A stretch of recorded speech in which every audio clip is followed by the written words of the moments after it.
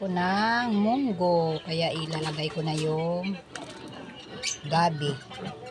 Maglalagay ako ng gabi sa munggo para malapot. Kumukulo na yung aking munggo, ginataang munggo. Ilaga ko lang ito para walang mantika, kasi may may gata.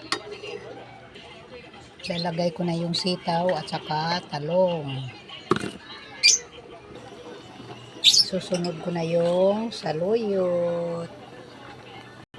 Lalagay ko na din yung kakang gata.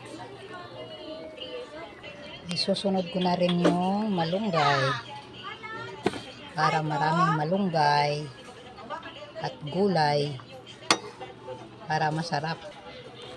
Kunting kulo na lang ng aking ginataang munggo para makakain na.